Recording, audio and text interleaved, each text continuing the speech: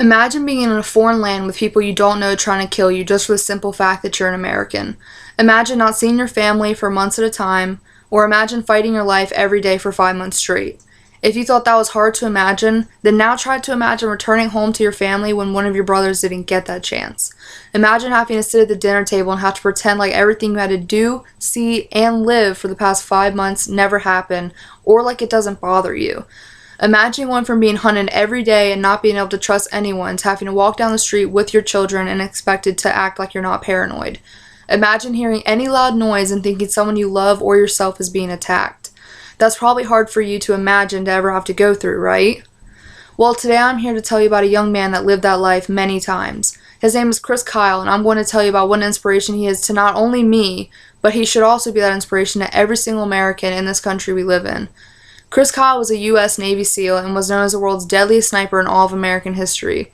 But as great of an accomplishment as that is, that's not why he did all that he did. Chris Kyle was the kind of person to keep giving even when he had nothing left to give, and that's why he went into the armed forces. He felt that it was his duty to not only fight for his country, but to help protect his fellow man out there on that field. Like many veterans, Chris Kyle struggled with post-traumatic stress disorder, or PTSD, when returning home to his family after his 4 tours of duty in Iraq. While serving in Iraq, Kyle was shot 2 times and caught up in 6 separate explosions, and not once did he ever not want to go back and help more.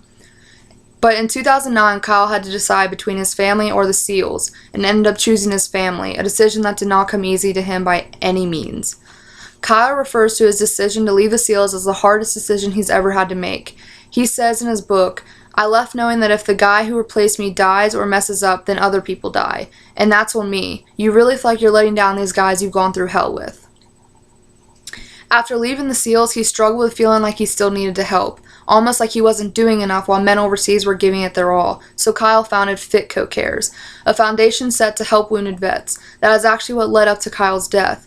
Chris Kyle was shot and killed on February 2nd, 2013 by a fellow vet struggling with PTSD. Kyle was at the shooting range with him trying to help him out because that's exactly what Kyle did. He helped people.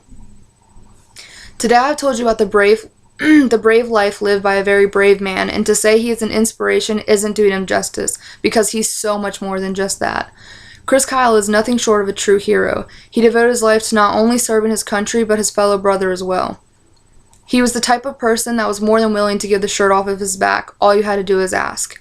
He made his life meaning to serve his country, and he continues to do that today by the legacy he leaves behind. Although his life was cut short at just the young age of 38, he gave more of himself to not only his country, but to others as well than most people hope to do in a whole lifetime.